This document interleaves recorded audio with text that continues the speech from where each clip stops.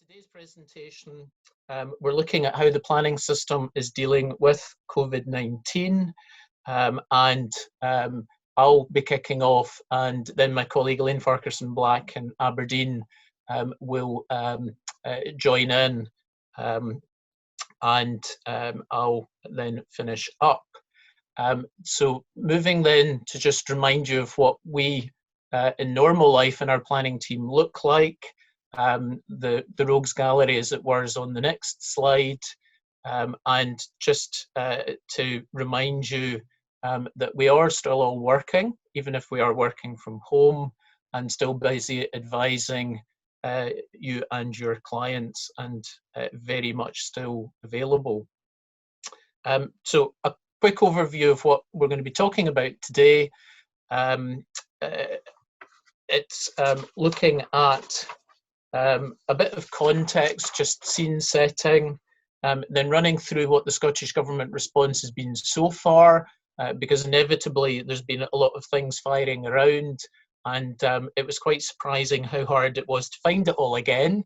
So hopefully our pain in doing that will help you later, because you can refer back to these slides. Then looking at the practical and legal issues, and then finishing off with just a bit of horizon gazing, as it were, about the issues for the planning system to be looking at as we move from just the difficult moment of sorting the very practical things out at the moment to then be able to have time to think a bit more widely again. And in terms of timing, now that we're a good few weeks in, this feels like quite a good time to be having this chat, because the new working practices have bedded in, and some clarity has emerged. Unfortunately, clarity more in the sense of the actual problems, but still in many cases, as we'll touch on, there's not much clarity on actual or potential solutions. Still a lot of discussion rather than actual action. So in terms of the context, the people are the most important thing, and what we found is you need reminded every so often that everyone is in a very different situation depending, and it is just quite good to take a moment to remind ourselves that all the procedural issues we're going to talk about depend very much on where people are at, whether they or family are ill, have been ill, whether they've got childcare issues. As I mentioned, normally we would have had this seminar at breakfast. We quite deliberately changed the time because we felt with people working from home, a 9 o'clock webinar was potentially a big ask. Some people, particularly in local authorities, might have been reassigned from their jobs. Not hearing so much about that, fortunately, but still a possibility. And then, as we'll mention, practical difficulties with staff being furloughed and just not available. Doing meetings with social distancing, obviously, and then the whole thought piece around if people are vulnerable, shielding, not able to leave the house, how do we make sure that they can participate? So that's the people part of it. And then on the next slide, there's the technology part of it. Understandably, if people can't leave home, what can we do to accommodate that? It is very much bringing out this issue of not everyone has access to computers, or limited access. Personally, they might not know how to work computers. We've all had great stories about explaining to elderly relatives how to do Zoom calls and things.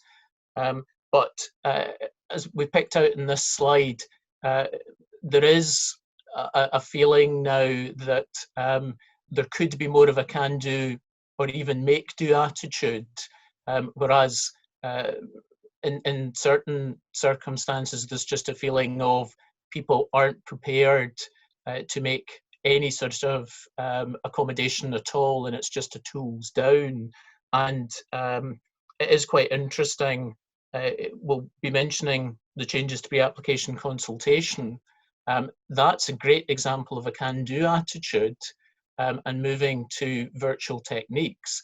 That is the kind of thing that we should all be supporting more generally across all planning procedures, rather than umming and ahhing and doing a lot of talking about things and talking about potential difficulties but not getting on with that. And inevitably the issue about snail mail, the post sitting in an office and somebody remote working not necessarily being able to get hold of it, and that being an issue particularly with planning applications and representations from members of the public that are coming in by post. So that's the technology part of it.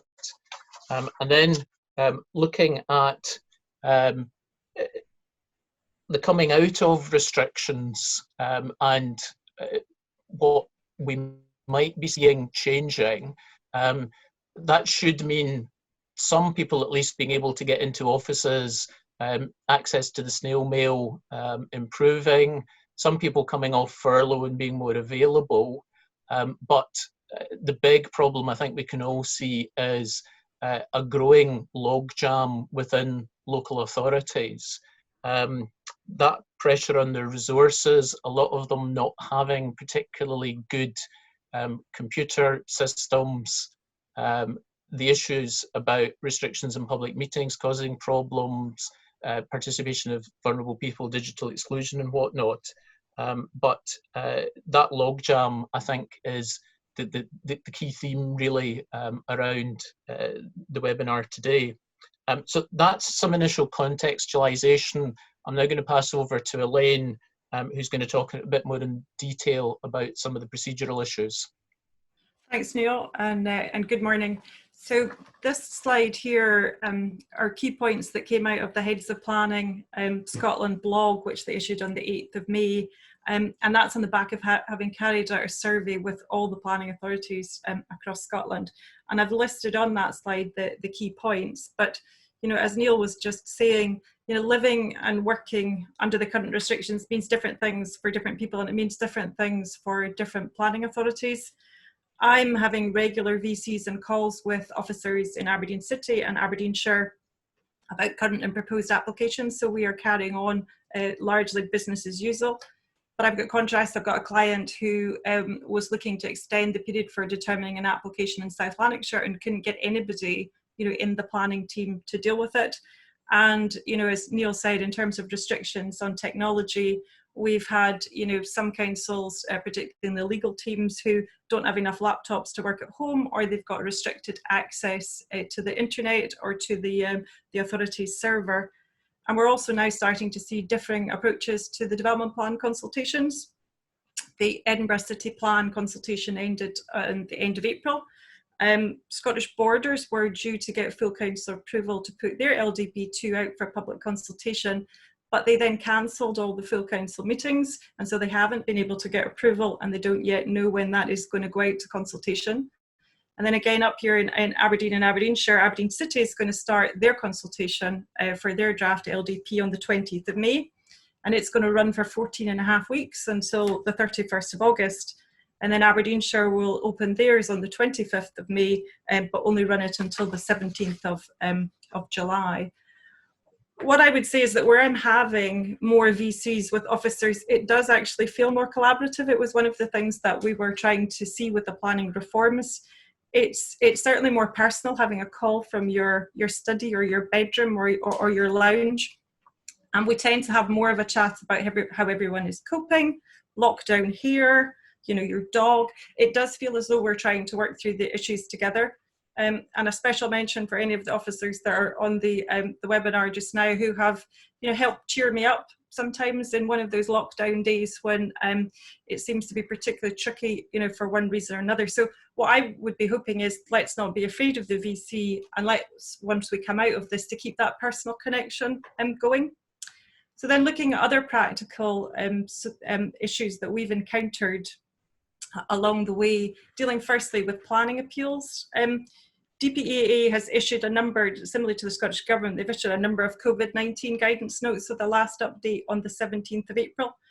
But the key point is there's been no change to the statutory period for submitting planning appeals and reviews. So you still need to get these in within 3 months of the decision notice or the expiry of the determination period.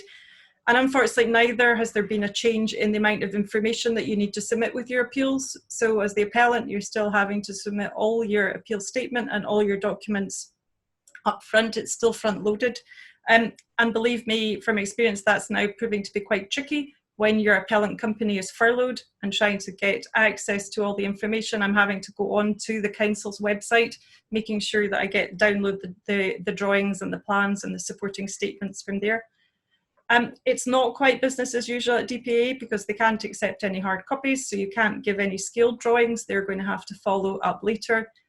The reporters aren't doing site visits, although they're going to be exploring using Zoom, similar to we're doing, to do site inspections, and in the same way that they're going to be doing virtual and are doing virtual oral procedures.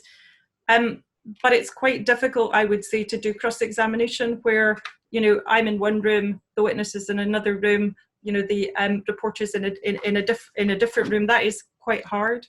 The other thing is there's no statutory right to assist an appeal. There's guidance notes again on DPA's website about assists in general, and the COVID note that they've issued does indicate that they'll look at assists in individual circumstances. I've got 2 which I asked to be assisted at the further information stage because I couldn't get instructions from the appellant company because of furlough. I've got 1 that I've just submitted now and asked for assist, but DPA have indicated that the planning authority should respond first, and then at that stage we'll consider what the next steps are. Then the courts are also, you'll have seen, trying to keep things going. Again, there's no extension of time for statutory appeals or judicial reviews, so you need to get them in. There's already a provision to allow late JR challenges that are beyond the 3 months, but given that you can submit electronically, I think it's going to be quite hard to justify why you haven't been able to comply with that timescale. Court hearings are being done remotely, and arguably when it's a statutory appeal or a JR, they're more suited than a planning inquiry because they're submission based rather than evidential, so there's no cross-examination. Some are being done with social distancing in legal offices, and some are being done from council's homes. We're scheduled to have a 3-week hearing starting in the Lands Tribunal, and that will be in the courtroom, but they're imposing social distancing requirements, which means that there'll be a limit on the number of people in court. We'll have to be quite far apart, so senior counsel will be glad to get away from my constant nudging and saying, what about this point? And the other practical aspect I just wanted to check to raise was the registration of Section 75. At the end of March, the register is closed and we weren't able to register any deeds. Now we are having electronic registration. So the workarounds that we put in place with a couple of planning authorities, we can now register them, but not if it's a SAZIN registered title. And then turning to the Scottish Government has, as Neil referenced, taken a number of steps to try to keep the planning system going down. And we've listed on that slide, the various legislation that's put in place, the main one being the Act that came into force on the 6th of, it got royal assent the 6th of April, came into force on the 7th. That's the one that gave the councils opportunity to hold virtual planning committee meetings. And then the important ones really, I suppose, sections 8 to 10 are the ones that extended the duration of planning permissions and permissions in principle.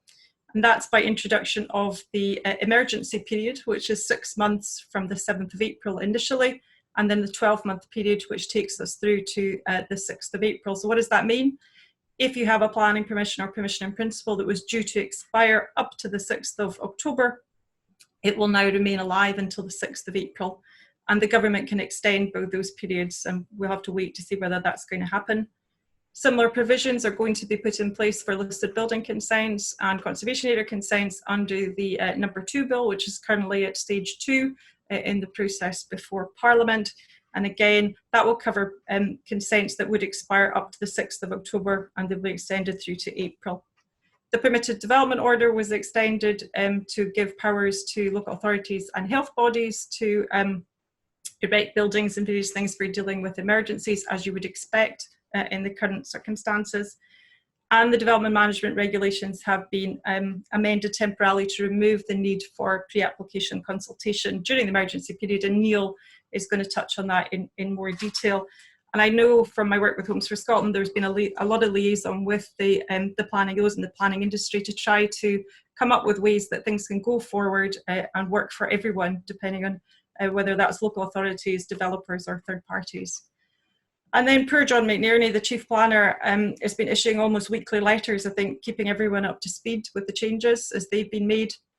And again, if you go onto the Scottish Government website on the publications section, you'll see those updates along with a list of frequently asked COVID questions, and they're generally kept up to date, the last one being the 29th of April. And so what's been covered in John's letters has been a series of relaxations as well that we've seen to the planning process. So John has encouraged planning authorities to take a relaxed approach to enforcement of conditions during COVID-19. These have included not enforcing conditions which restrict shop opening hours and time of deliveries. And a similar vein, pubs and restaurants are being allowed to do takeaway services, even if they're not currently permitted in terms of their planning consent. And as we see construction sites hopefully going to be reopening soon, I would hope, and I would certainly expect the industry to be looking for some relaxations there with regard to their working hours, because it's going to take longer if we're complying with the social distancing requirements. But of course, like many of us, I think what's top of my list is hoping that hairdressers reopen soon and that they get extended hours so that we can all get back and get that trim in before we're back in the office working again.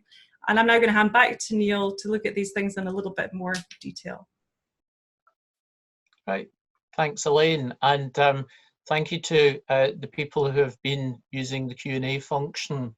Some interesting points that we'll pick up either on the way through or at the end. So in terms of the planning applications, as we've mentioned in a few points on the way through, the changes to pre-application consultation, so the requirement to have the public event has been suspended. We're now all getting used to phrases like online engagement and web-based approaches. It's very much non-prescriptive. The only point being there has to be some element of interactiveness, not quite sure what the right way of putting it is.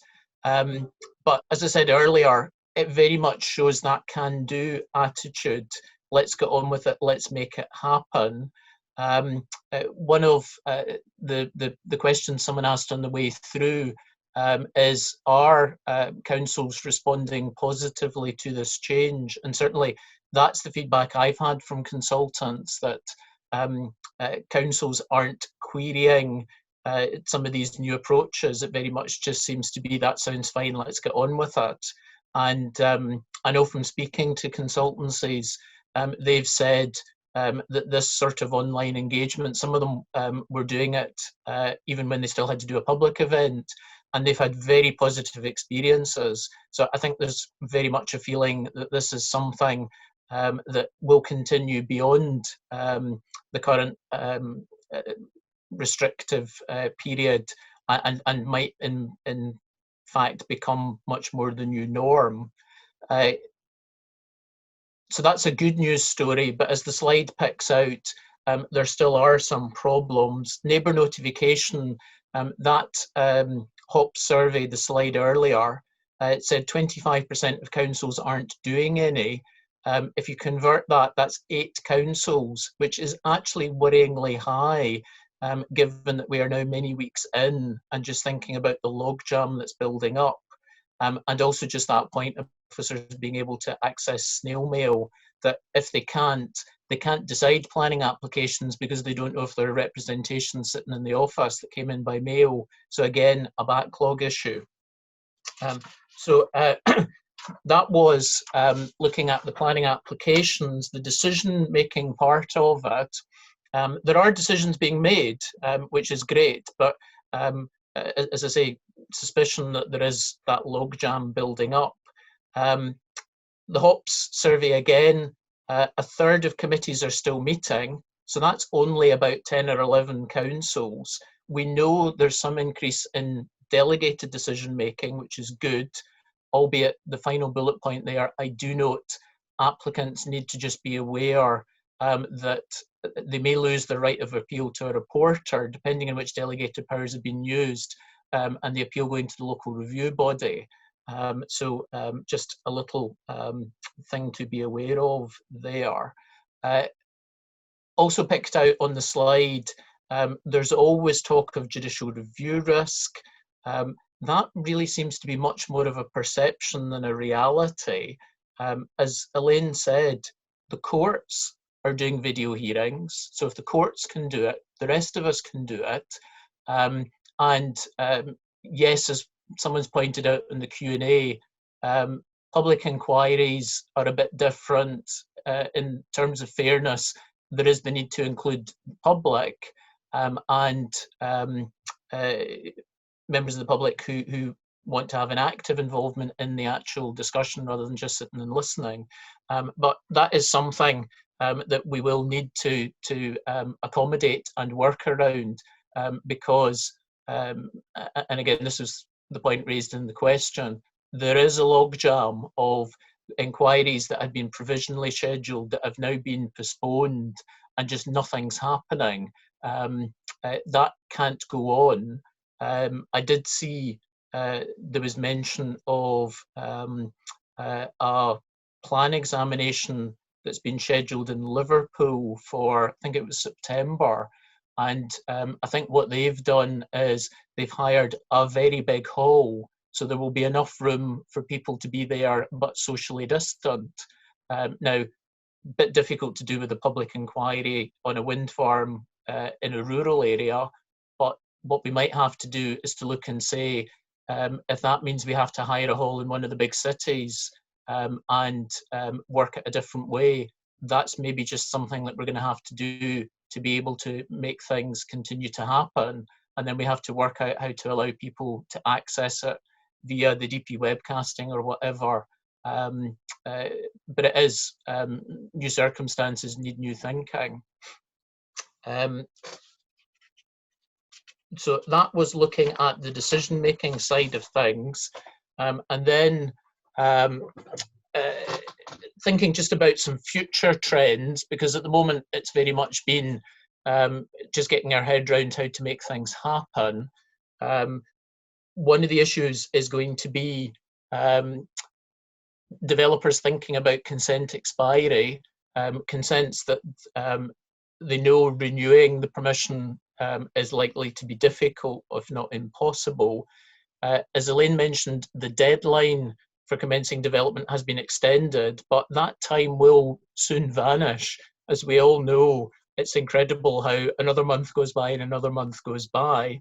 And there is the issue of purifying pre-commencement conditions, so time needs to be allowed for that. And certainly, we've already advised a landowner to get on with purifying pre-commencement conditions to make use of the time when it's available rather than it becoming a last-minute panic. The second bullet point there, just the reminder that market changes, viability changes, projects will be revised, consents will be revisited, and that will very much be a trend later in the year, next year, as things bed down and people look to progress. That's some trends. Moving then to look at the key issues going forward for the planning system. This is very much just a suggestion, interested in any thoughts people have, but as you can see there, the strain on resources, the HOPS blog mentioned the issue of they're expecting numbers of planning applications to go down, so fee income will go down. There will be a general strain on local authority resources. There's going to be a lot of knock-on issues around that.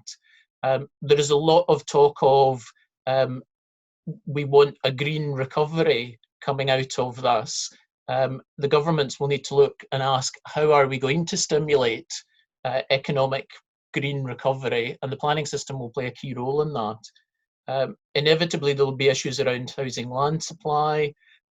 We've been told the draft MPF4 is going to be delayed. So there's a concern there around policy hiatus. We can't just wait. We do need to continue to make things happen. The whole issue of digital planning, I think there's very much renewed impetus there. But what we are finding, as Elaine mentioned, some local authorities don't have the true resources at the moment to make digital planning happen properly. So there's a bit of a chicken and egg sort of situation. And then just the general issue of, particularly around development planning, policy making, what forecasts are still going to be relevant and robust, and what needs to be revisited. So a lot of bigger picture issues there. And then moving to look at some of the new approaches and policy responses that are coming out of the Charter, as it were. We've all heard a lot about how we're getting used to walking and cycling and nobody wants to use public transport anymore. Big issues around that. What's the future for air travel? And how do we give more flexibility to our high streets and town centres? But also the issue of, as we've all got used to working from home, are more of us going to continue to work from home? And where's that going to leave the demand for new offices? There will still be a demand, but will it be less? Will it be different? Are we looking for more mixed uses within what might have been an office block? It'll be interesting to see how all that runs through. So again, just a lot of things for us involved in the planning system to be thinking about, particularly now that we're a few weeks into all of this, and we've got our head round getting on with the current situation, and now a bit of time to be thinking about, well, what will be the future?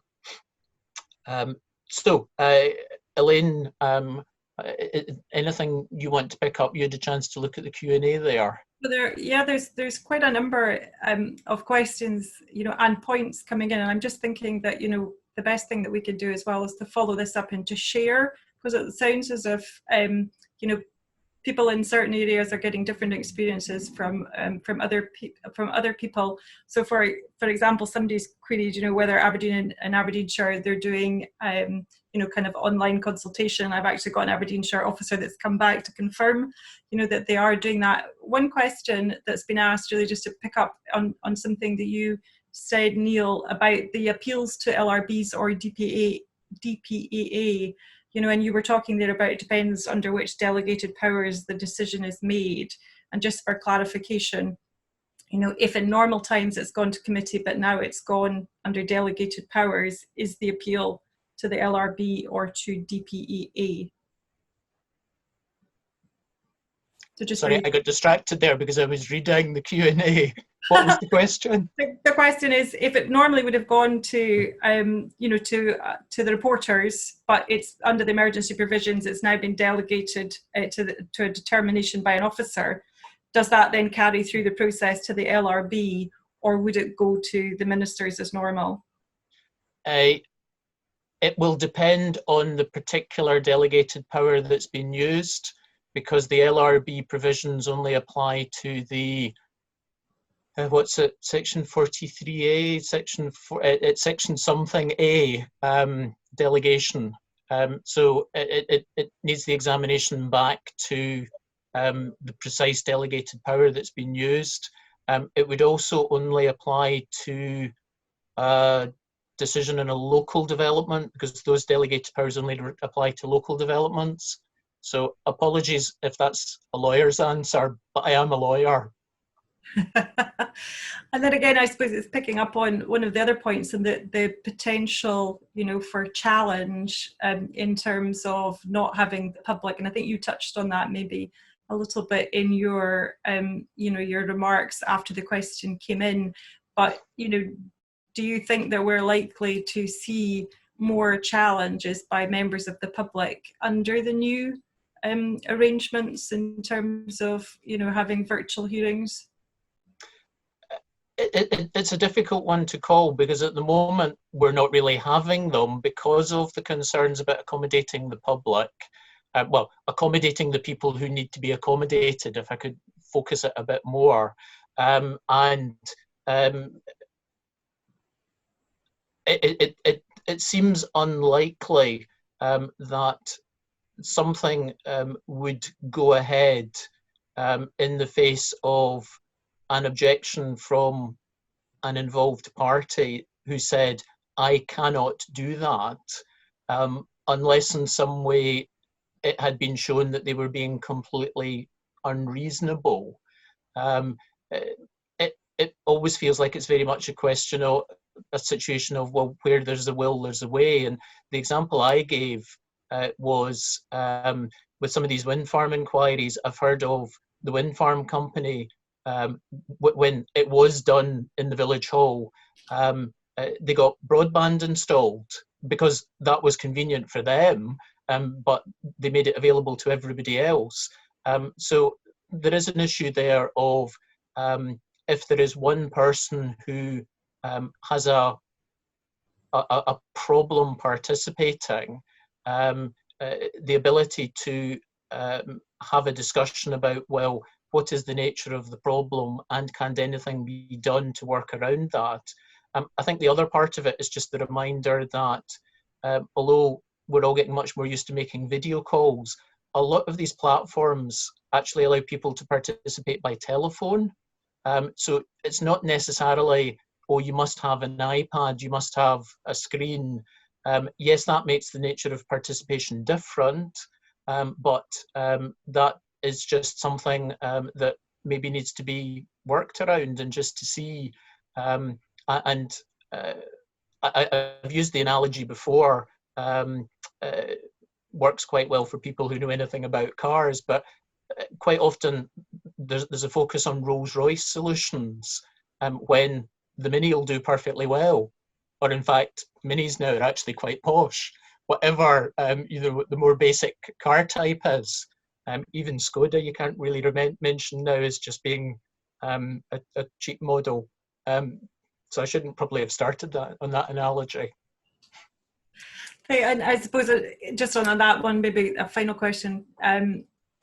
How it was a question about contacting community members who don't have access to the internet. I mean, we're talking all about this in kind of lockdown situation, but we are going to be emerging, and presumably we will be able to go back to having, public meetings, but albeit with socially distant, distancing. I think we've seen conference rooms where they're set up to make sure that everybody is the appropriate distance apart. So it may be that we end up with a blend.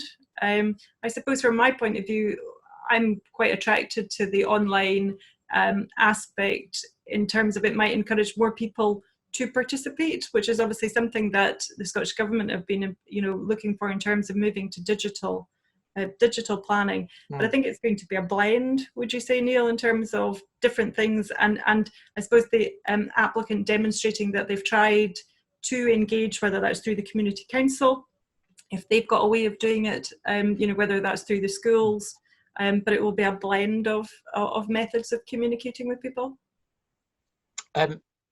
Very much, because public events in themselves are exclusionary, because they're only open to people who are free the particular hours that they're held and can actually physically get there. So in many ways, virtual engagement can be more accessible, but it does have the problem of people who either don't like using the internet or just don't have the facilities.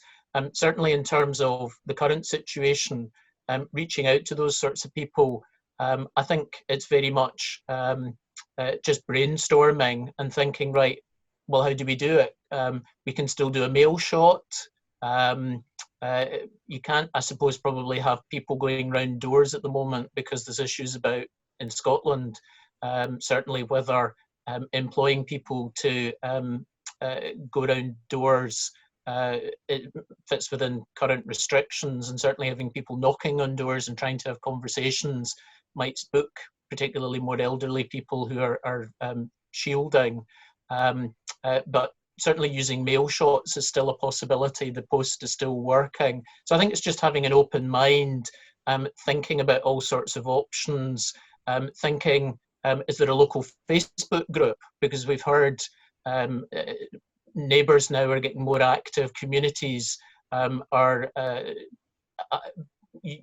creating online forums. So again, that's very online, but there's maybe a neighbour group that can be tapped into. So it's very much just having that open mind to what might be able to be done, rather than just putting it all into the, oh, this is too difficult box. Well, I think we've got lots now of kind of questions which I think are going to keep us busy on our podcast, because there's plenty to discuss, lots and lots of different views and things where it's going. And apologies if we've not managed to get to your questions in this time. Yes, and thank you, the people. I think there was a little bit of an element of psychiatrist's couch of, I'm going to talk about my problems and get it off my chest, which absolutely, we're always happy to be the listening ear. But I'll wrap it up there, because we are very much on a deadline. There's no truth whatsoever that is because we haven't paid for a proper Zoom license and our time's ending. We have a proper Zoom license, but our time is still ending. So just to say thank you to you all, particularly those of you who used the Q&A, and just to remind you that we will be launching our live podcast in the next few weeks. So if you keep an eye open, if you're on the mailing list, you'll get details. And the idea is it's just going to be a very informal opportunity for us to have a chat. So that's why we're calling it a podcast. A podcast, it won't be like a webinar with PowerPoint slides, and we may well get some special guests along. We'll wait and see. That's the beauty of having something informal. It can be a bit different. So thank you all. I hope you have a good day, and you keep safe and well. Thanks.